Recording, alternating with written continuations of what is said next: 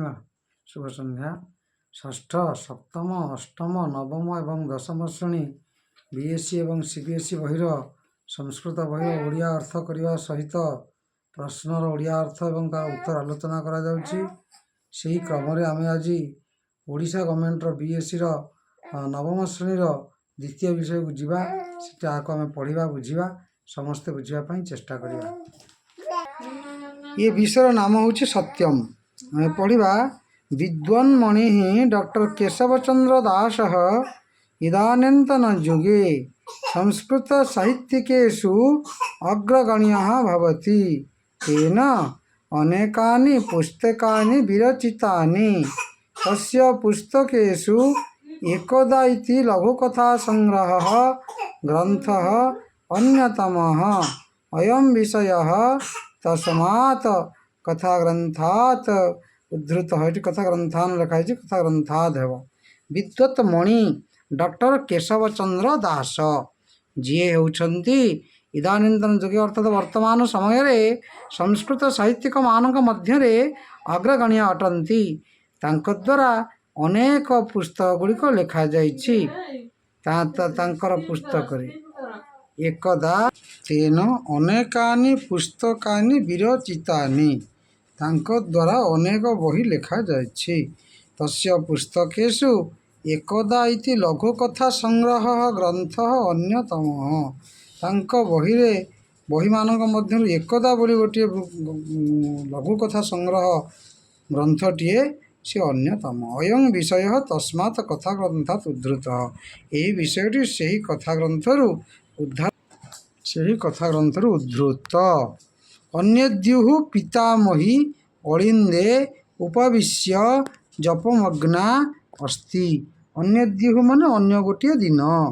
पितामही माने जेजेमा अलिंदरे अलिंद अर्थात बारंडा जहाँ आम कहू उपविश्य उपयुक्त विष युक्त लप उपविश्य माने बसी करी जपमग्ना अस्ति जपरे मग्न होइछन्ति।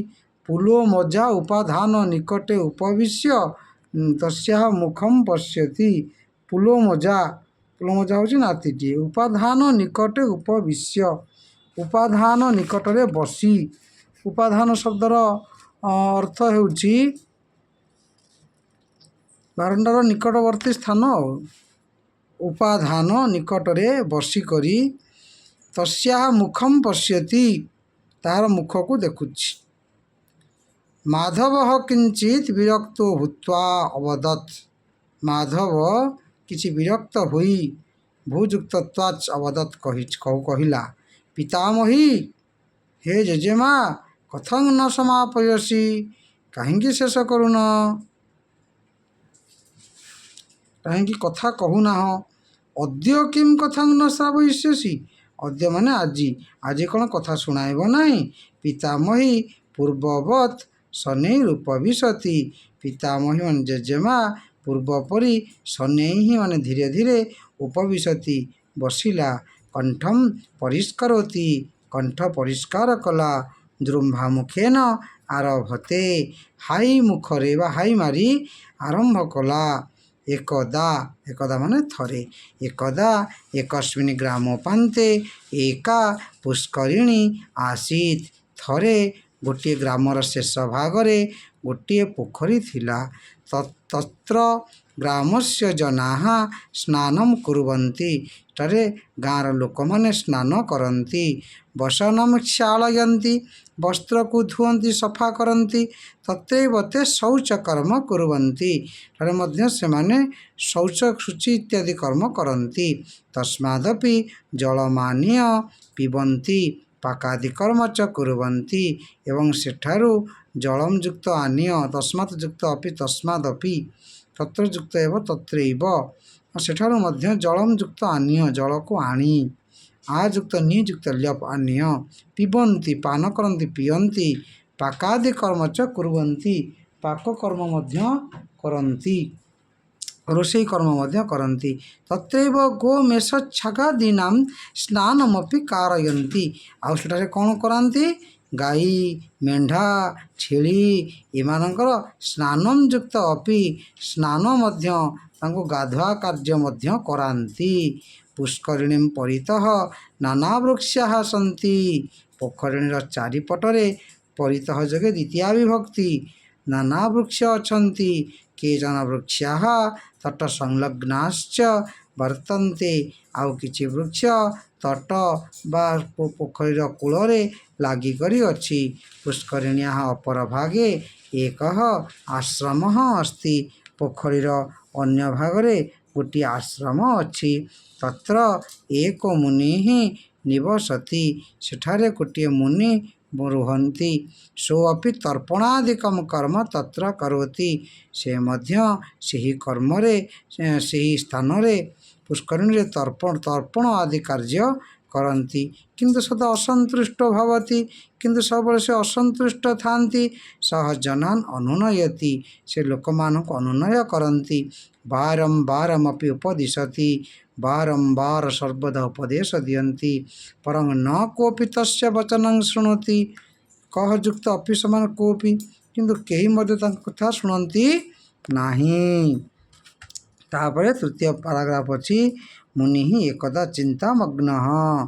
मुनि थरे चिंता कले केन प्रकारेण एतान् जनान् बोधयिष्यामि। केउं प्रकार ए लोकमानଙ୍କୁ बुझाइबि। पुष्करिणीतः पंकोद्धारं न भवति। पोखरीरु पंकोद्धार होई नाही। प्रतिदिनं च जलं प्रदूषितं भवति। प्रतिदिन जल प्रदूषित हेउछि। प्रदूषितं जलं पीत्वा जनाः अपि रुग्णाः भवन्ति। प्रदूषित जल पी करी लोकमाने मध्य रोगिणा हुअन्ति। कथम इमे बारणीयाः। किभଳି भाବରେ एଗୁଡ଼ିକୁ ବାରଣ କରିବା ଉଚିତ। सहसा कोलाहलः श्रुतः। ता पाराग्राफ आसिला। सहसा अर्थात हठात कौन हैला ना कोलाहल शुणागला। मुनि बहिरागत्य अपश्यत। मुनि बाहर को आसी देखिले। बहिः युक्त आगत्य बहिरागत्य आंग युक्त गम युक्त ल्यप आगत्य। मुनि बाहर को आसी देखिले केचन जनाः एकं बालकं ताड़यन्ति। किछि लोकमाने गोटिए बालक को बाड़ौछन्ति। तं च भत्सयन्ति। ताको गाली देउछन्ति। बालकः भयेन कंपते क्रन्दति च। बालक भୟରେ थरुछि एवं कान्दुछि। मुनि तत्र आगच्छत्। मुनि सेठाको आसिले। जनान् बारयित्वा अपृच्छत्। लोकमानଙ୍କୁ बारण करी पचारिले किमभवत् कौन होइथिला। किमर्थं भवन्तः एनं ताड़यन्ति। काहींकि आपण माने एहाको बाड़ौछन्ति। जनाः अपदत्। लोकमाने कहिले एषः मिथ्यावादी। ये मिछ कथा कहूछि। सदैव मिथ्या भाषणं करोति। सदा सर्वदा मिथ्या कथा कहूछि। वृथा सर्वान् प्रतारयति। वृथारे समस्तଙ୍କ प्रतारणा देउछि। सद्य अस्मान् प्रतारितवान्। वर्तमान बा हठात आमମାନଙ୍କୁ प्रतारणा कला। मुनि बालकम् अपृच्छत्। मुनि बालक को पचारिले। बालकं युक्त अपृच्छत्। अरे सत्यं न वदसि। अरे सत कहिनाह। बालकः कंपित कंठेन अवदत्। बालक कंपित कंठरे कहिला सत्यं किं सत्य कौन। मुनि तम आश्वासितवान्। मुनि ताको आश्वासना देले न जानासि जानिनाह तर्हि मया सह आगच्छ। ताहले मो सह आस। एवं मुक्त्वा तम करे धृत्वा मुनि आश्रमं प्रति बालकम् आनयत्। एवं युक्त उक्त समान एवं मुक्त्वा उक्त्वा होची त्वच युक्त त्वाच। एहीपरि कही ताको हाथ धरी मुनि आश्रम आड़क बालक को नहीं आसिले। तापर पाराग्राफ है मुनि अचिंतयत। मुनि चिंता कले अयमेव समुचित समय। ये हूँ ठीक समय। अस्मिन् अवसरे यही समय ग्राम्य जनाः अवश्यम शिक्षितव्याः। ग्राम्य लोक मैंने अवश्य शिक्षा करने उचित। तव्याः है तव्य प्रत्यय। ततः मुनि बालकम् अपृच्छत्। तापरे मुनि बालक को पचारिले किं तव नाम। तुम नाम कौन। नाम्नाहं कृष्ण। मो नाम रे कृष्ण। भवतु केन प्रकारेण मिथ्या कथयसि। किभଳି भाବରେ तुमे मिछ कहूछ। यथेच्छं वदामि जहाँ इच्छा कहूछि। तर्हि इमां पुष्करिणीं विलोक्य किमपि कथय। ताहले एही पोखरी को देखि किछि कुह। बालकः कृष्णः प्रसन्नः सञ्जातः। बालक कृष्ण ଖୁସି ହୋଇଗଲା। ସହର୍ଷଂ च ଅବଦତ୍, ଆନନ୍ଦିତ ମନରେ କହିଲା, ଜଳେସ୍ମିନ୍ एको ମହାନ ମତ୍ସ୍ୟଃ ଅସ୍ତି, ଅସ୍ମିନ୍ ଜଳେ, ଏହି ଜଳରେ ଗୋଟିଏ ବଡ଼ ମାଛ ଅଛି। ଭୋଜନାଃ, ହେ ଲୋକମାନେ, ଆଗଚ୍ଛତ ଆଗଚ୍ଛତ ପଶ୍ୟତ କୀଦୃଶଂ ଖେଳତି, ଆସ ଆସ ଦେଖ କିଭଳି ଭାବରେ ସେ ଖେଳୁଛି। ମୁନିରବଦତ୍, ମୁନି କହିଲେ, ସାଧୁ ସାଧୁ, ଉତ୍ତମ ଉତ୍ତମ, ସମ୍ୟକ୍ ଚିନ୍ତିତମ୍, ଭଲ ଭାବରେ ଚିନ୍ତା କର। ତର୍ହି ଶ୍ଵଃ ପ୍ରଭାତେ ଗ୍ରାମ୍ୟଜନାନ୍ ଏତାବତ୍ କଥୟ, ତାହେଲେ ଆସନ୍ତାକାଲି ସକାଳେ ଗାଁ ଲୋକମାନଙ୍କୁ ଏସବୁ କୁହ। କୃଷ୍ଣ କିଞ୍ଚିତ୍ କୁଣ୍ଠିତ ଅଭବତ୍, କୃଷ୍ଣ କିଛି ପଛେଇଗଲା। ନ ହିଁ તે ମାମ୍ ତାଡ଼ୟିଷ୍ୟନ୍ତି, ନାହିଁ ସେମାନେ ମୋତେ ବାଡ଼େଇବେ। ଅରେ ନଇଁ ନାହିଁ, ଅନନ୍ତରଂ ମାମେବ ସାକ୍ଷିଣାଂ କରିଷ୍ୟସି, ଏହାପରେ ମୁଁ ହିଁ ସାକ୍ଷୀ କରିବି। ଅପର ପ୍ରଭାତେ କୃଷ୍ଣଃ ଗ୍ରାମସ୍ୟ ପ୍ରତିଭାବଂ ଜନାନ୍ ଅବଦତ୍, ଅନ୍ୟ ପ୍ରଭାତରେ ପରଦିନ କୃଷ୍ଣ ଗାଁର ପ୍ରତି ଲୋକଙ୍କୁ କହିଲା, ପୁଷ୍କରିଣ୍ୟାମ୍ एको ମହାନ ମତ୍ସ୍ୟଃ ମୟା ଦୃଷ୍ଟଃ, ପୋଖରୀରେ ଗୋଟିଏ ବଡ଼ ମାଛ ମୋ ଦ୍ୱାରା ଦେଖାଯାଇଛି। କେଚନ ଅବଦନ୍, କେଜଣ କହିଲେ, ଅରେ ତ୍ୱଂ ମିଥ୍ୟାବାଦୀ, ଆରେ ତୁମେ ମିଛ କଥା କହୁଛ। ତବ ବଚନେ କୋ ବିଶ୍ୱାସଃ, ତୁମ କଥାରେ କ'ଣ ବିଶ୍ୱାସ। ତତ୍କ୍ଷଣଂ କୃଷ୍ଣଃ ଉକ୍ତବାନ୍, ସେହି ସମୟରେ କୃଷ୍ଣ କହିଲା, ବଚ୍ ଯୁକ୍ତ ତବ ତୁ ଉକ୍ତବାନ୍ ତଦାନୀଂ ମୟା ସହ ମୁନିଃ ଆସୀତ୍, ସେତେବେଳେ ମୋ ସହ ମୁନି ଥିଲେ। ସୋऽପି ଦୃଷ୍ଟବାନ୍, ସହଯୁକ୍ତ ଅପି, ସେ ମଧ୍ୟ ଦୃଶ୍ଯୁକ୍ତ ତବ ତୁ, ଦୃଷ୍ଟବାନ୍ ଦେଖିଛନ୍ତି ବା ଦେଖିଥିଲେ। ଆଗଚ୍ଛ ତତ୍ର ପୃଚ୍ଛ, ଆସ ତାଙ୍କୁ ପଚାର। ମୁନିଂ ସାକ୍ଷୀ ରୂପେଣ ସ୍ୱୀକୃତ୍ୟ ଗ୍ରାମ୍ୟଜନାଃ ଅପରଦିନେ ମତ୍ସ୍ୟାନ୍ୱେଷଣମ୍ ଅକୁର୍ବନ୍, ମୁନିଙ୍କୁ ସାକ୍ଷୀ ରୂପରେ ସ୍ୱୀକାର କରି ଗ୍ରାମ୍ୟ ଲୋକମାନେ ଗାଁ ଲୋକମାନେ ପରଦିନ ମତ୍ସ୍ୟଯୁକ୍ତ ଅନ୍ୱେଷଣମ୍ ଯୁକ୍ତ ଅକୁର୍ବନ୍, ମାଛ ଗୁଡ଼ାଙ୍କୁ ଖୋଜିବାକୁ ଲାଗିଲେ।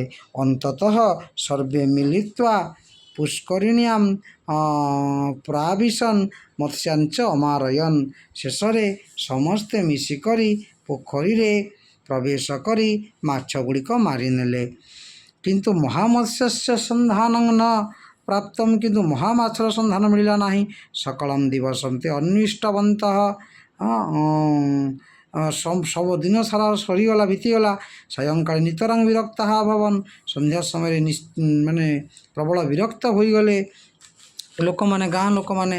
ତାପରେ ମୁନି ଉପଗମ୍ୟ ସରୋଷମ୍ ଅବଦତ୍, ମୁନି ହିଁ ଯୁକ୍ତ ଉପଗମ୍ୟ, ଉପଯୁକ୍ତ ଗମ୍ ଯୁକ୍ତ ଲ୍ୟପ୍, ମୁନିଙ୍କ ନିକଟକୁ ଯାଇ ସରୋଷମ୍, ରାଗର ସହିତ ଅବଦନ୍ କହିଲେ, ସରସମ୍ ଯୁକ୍ତ ଅବଦନ୍, କିଂ ଭବାନପି ଅସ୍ମାନ୍ ପ୍ରତାରୟତି, କ'ଣ ଆପଣମାନେ ଆମମାନଙ୍କୁ, କ'ଣ ଆପଣ ମଧ୍ୟ ଆମମାନଙ୍କୁ ପ୍ରତାରଣା କରିଛନ୍ତି। ମୁନି ଧୀରମ୍ ଅବଦତ୍, ମୁନି ଧୀରେ କହିଲେ, ଅରେ ମହାମତ୍ସ୍ୟଃ କିଂ ସରଳତୟା ଧର୍ତ୍ତୁଂ ଶକ୍ୟେତ, କ'ଣ ମହାମାଛକୁ ସରଳ ଭାବରେ ଧରିବା ପାଇଁ ସମର୍ଥ ହେବ। ଧ୍ରୁଯୁକ୍ତ ତୁମୁନ୍ ଧର୍ତ୍ତୁମ୍ ତଦର୍ଥଂ ଶ୍ରମଃ କରଣୀୟଃ, ପାଇଁ ପରିଶ୍ରମ କରିବା ଉଚିତ। କୃଯୁକ୍ତ ଅନିୟଃ କରଣୀୟଃ। ଶ୍ଵଃ ପ୍ରାତଃ ବନ୍ଧଚ୍ଛେଦଂ କୃତ୍ୱା ଜଳଂ ନିଷ୍କାସୟତ, ଆସନ୍ତାକାଲି ପ୍ରାତଃ ସମୟରେ ବନ୍ଧଚ୍ଛେଦ କରି ଜଳ ନିଷ୍କାସନ କର। ତଦନୁ ତତ୍ ଯୁକ୍ତ ଅନୁସମନ ତଦନୁ କୃଯୁକ୍ତ ତ୍ୱା, ତାପରେ ପଙ୍କୋଦ୍ଧାରଂ କୁରୁତଃ, ପଙ୍କଯୁକ୍ତ ଉଦ୍ଧାରଂ, ପଙ୍କ ବାହାର କରିବ। ତତଃ ମହାମତ୍ସ୍ୟଃ ମିଳିଷ୍ୟତି, ତାପରେ ମହାମାଛ ମିଳିବ। ତଦରାତ୍ରौ ଗ୍ରାମ୍ୟଜନାନାଂ ନେତ୍ରେ ନିଦ୍ରା ନାସ୍ତି, ସେହିଦିନ ରାତିରେ ଗାଁ ଲୋକଙ୍କ ଆଖିରେ ନିଦ ନାହିଁ। ସେ ପ୍ରାତରାଗମ୍ୟ ପ୍ରଥମତଃ ତଟବର୍ତ୍ତୀ ବୃକ୍ଷାଣାଂ ଚ୍ଛେଦନମ୍ ଅକୁର୍ବନ୍, ସେମାନେ ଭୋରୁ ଉଠି ପ୍ରଥମେ ତଟବର୍ତ୍ତୀ ବୃକ୍ଷମାନଙ୍କ ଚ୍ଛେଦନ କଲେ। ତଦନୁ ବନ୍ଧଚ୍ଛେଦଂ କୃତ୍ୱା ଜଳଂ ଚ ନିଷ୍କାସିତବନ୍ତଃ ତଦ୍ଯୁକ୍ତ ଅନୁ, ତାପରେ ବନ୍ଧଚ୍ଛେଦ କରି ଜଳ ନିଷ୍କାସନ କଲେ। ଏବଂ ପ୍ରକାରେଣ କତି ଦିନାନି ବ୍ୟତୀତାନି, ଏହିଭଳି ପ୍ରକାର କିଛି ଦିନ ବିତିଗଲା। ତତଃ ପଙ୍କୋଦ୍ଧାରଂ କୃତ୍ୱା ପୁଷ୍କରିଣୀଂ ଗଭୀରୀଂ କୃତବନ୍ତଃ, ପଙ୍କଯୁକ୍ତ ଉଦ୍ଧାରଂ ପଙ୍କୋଦ୍ଧାରଂ କୃଯୁକ୍ତ ତଚ କୃତ୍ୱା, ତାପରେ ପଙ୍କୋଦ୍ଧାର କରି ପୁଷ୍କରିଣୀକୁ ଗଭୀର କରିଦେଲେ। କୃଯୁକ୍ତ ତବତୁ କୃତବନ୍ତଃ ପଙ୍କଂ ଚ ଆନୀୟ ଶସ୍ତ୍ର ଶସ୍ୟ କ୍ଷେତ୍ରେଷୁ ପ୍ରସାରିତବନ୍ତଃ, ସେ ପଙ୍କକୁ ଆଣି ଆଯୁକ୍ତ ନିଯୁକ୍ତ ଲ୍ୟପ୍ ଶସ୍ୟ କ୍ଷେତ୍ରମାନଙ୍କରେ ପକାଇଲେ। ଇତ୍ଥଂ ନିଦାଘ କାଳଃ ଉପାଗତଃ, ଏହି ସମୟରେ ନିଦାଘ କାଳ ଆସିଲା। ଉପଯୁକ୍ତ ଗମ୍ ଯୁକ୍ତ କ୍ତ ଉପଗତ, ଏଇଭଳି ଭାବରେ ନିଦାଘ ସମୟ ଆସିଲା। ସହସା ବୃଷ୍ଟିର ଅଭବତ୍, ବୃଷ୍ଟିଯୁକ୍ତ ଅଭବତ୍ ହଠାତ୍ ବର୍ଷା ହେଲା। ପୁଷ୍କରିଣୀ ଜଳପୂର୍ଣ୍ଣା ସଞ୍ଜାତା। ସଂଯୁକ୍ତ ଯଂଯୁକ୍ତ କ୍ତଯୁକ୍ତ ଟାପ୍ ସଞ୍ଜାତା। ପୋଖରୀଟି ଜଳପୂର୍ଣ୍ଣ ହେଲେ, ପୋଖରୀ ଜଳପୂର୍ଣ୍ଣ ହେଲା। ନିର୍ମଳଂ ଜଳଂ ଦୃଷ୍ଟ ସର୍ବେ ପ୍ରସନ୍ନାଃ ଅଭବନ୍। ନିର୍ମଳ ଜଳକୁ ଦେଖି ସମସ୍ତେ ଖୁସି ହୋଇଗଲେ। ତଟାନାଂ ପରିଷ୍କରଣେନ ସର୍ବତ୍ର ସୌବିଧ୍ୟଂ ମନୋଭୂତମ୍। ତଟମାନଙ୍କର ପରିଷ୍କାର ଦ୍ୱାରା ସମସ୍ତେ ସୁବିଧା ଅନୁଭବ କଲେ। ଏବଂ ଅବଲୋକ୍ୟ ଏହିପରି ଦେଖି କେଚନ ଗ୍ରାମମୁଖ୍ୟାଃ ଅବଦନ୍। କିଛି ଗ୍ରାମମୁଖ୍ୟ କହିଲେ, ଇତଃ ପରଂ ଯଦି କଶ୍ଚିତ୍ ଜଳଂ ଦୂଷୟିଷ୍ୟତି, ଏହାପରେ ଯଦି କିଏ ଜଳ ଦୂଷିତ କରିବ, ସହ ଦଣ୍ଡନୀୟଃ ଭବତି, ସେ ଦଣ୍ଡ ପାଇବ। ଏକଦା ମୁନିଃ କୃଷ୍ଣଂ ଦୃଷ୍ଟ୍ୱା ଅକାରିତବାନ୍। ଥରେ ମୁନି କୃଷ୍ଣକୁ ଦେଖି ପଚାରିଲେ, ତମ୍ ଆଶ୍ରମମାନିୟ ଅପୃଚ୍ଛତ୍। ତାକୁ ଆଶ୍ରମକୁ ଆଣିକରି, ଆଶ୍ରମଂ ଯୁକ୍ତ ଆନୀୟ, ଯୁକ୍ତ ନିଯୁକ୍ତ ପାନୀୟ, ଆଶ୍ରମକୁ ଆଣି ପଚାରିଲେ, ହରେ କୃଷ୍ଣ, ହେ କୃଷ୍ଣ, ସତ୍ୟଂ କିମ୍ ଜ୍ଞାତଂ ବା? ସତ କ'ଣ ଜାଣିପାରିଲ? ସେ କହୁଛି, ନ ଜ୍ଞାତଂ, ଜାଣିନାହିଁ। ଅରେ ସତ୍ୟ କଥନେନ କେବଳଂ ସତ୍ୟଂ ନ ଭବତି। ସତ କହିବାରେ କେବଳ ସତ୍ୟ ହୁଏ ନାହିଁ। ଯତ କଲ୍ୟାଣକରଂ ବଚନଂ ତଦପି ସତ୍ୟଂ। ଯାହା କଲ୍ୟାଣକର କଥା ତାହା ମଧ୍ୟ ସତ୍ୟ। ପିତାମହୀ ପୁଲମଜାମ୍ ଅବୋଧୟତ୍। ପିତାମହୀ ପୁଲମଜାକୁ ବୁଝାଇଲେ। ପୁଲମଜାମ୍ ଯୁକ୍ତ ଅବଦତ୍। अस्माकं शास्त्रे वर्तते, ଆମ ଶାସ୍ତ୍ରରେ ଅଛି, ସତ୍ୟଂ ହି ବଚନଂ ଶ୍ରେୟଃ ସତ୍ୟାଦପି ହିତଂ ଭବେତ୍ ଯଦଭୂତଂ ହିତମତ୍ୟନ୍ତମେତତ୍ ସତ୍ୟଂ ମତଂ ମମ। ଅର୍ଥାତ ସତ୍ୟ ବଚନ ହେଉଛି ଶ୍ରେଷ୍ଠ। ସତ୍ୟଠାରୁ କିଛି ହିତ ନାହିଁ ବା କିଛି ମଙ୍ଗଳକର ନାହିଁ। ଯଦଭୂତଂ ହିତମ୍, ଯାହା ସମସ୍ତଙ୍କ ପାଇଁ ହିତ ମଙ୍ଗଳକର।